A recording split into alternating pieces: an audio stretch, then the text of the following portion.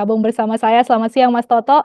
Saya Selamat langsung siang. saja mau nanya pandangan politik Mas Toto ya terkait amnesti dan abolisi ini, tapi apakah ini murni Mas Toto demi rekonsiliasi nasional atau justru bagian dari manuver konsolidasi kekuasaan? Iya, yang pertama kalau kita bicara secara hukum, langkahnya bisa dikatakan tepat.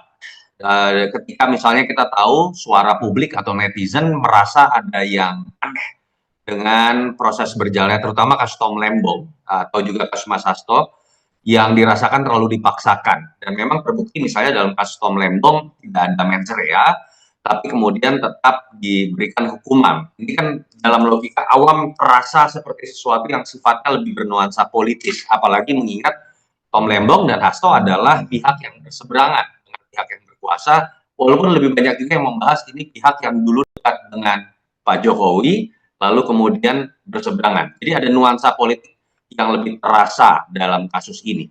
Nah, memang kan dulu orang kemudian melihat kenapa sih tidak dilakukan proses tanda kutip intervensi, entah itu di kejaksaan dalam konteks penuntutan atau dalam konteks keputusan hakim.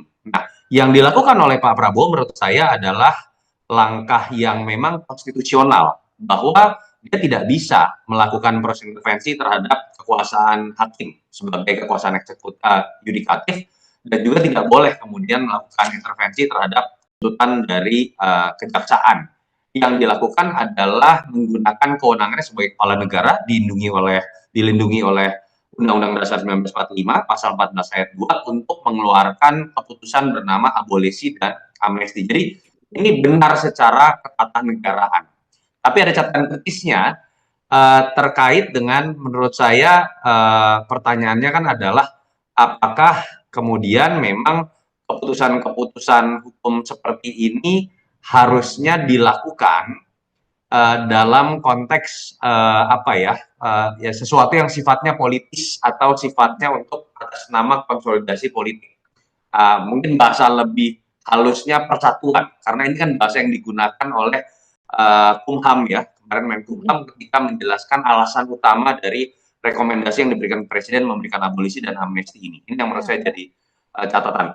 Yang kedua, secara politik juga menurut saya memang ini bisa dilihat sebagai lanjutan dari konsistensi Prabowo yang memang ingin menunjukkan mazhab untuk merangkul semuanya, termasuk lawan-lawan politik. Pak Prabowo kita tahu upaya untuk merangkul semua kekuatan termasuk PDI Perjuangan ya, sampai sekarang jadi tanda tanya apakah akan masuk dalam barisan koalisi atau tidak. Ya saya pikir ini juga bagian turunan dari mazhab Prabowo ketika mencoba untuk merangkul secara menyeluruh kekuatan politik sebagai bagian dari menjaga stabilitas politik. Catatan kritisnya adalah dalam demokrasi jangan sampai ada upaya untuk dagang sapi. Jadi positif dari memberikan abolisi dan amnesti jangan sampai kemudian berujung pada kesimpulan dagang sapi. Ini kebetulan berima semua nih, gitu ya, abolisi, Oke. amnesti.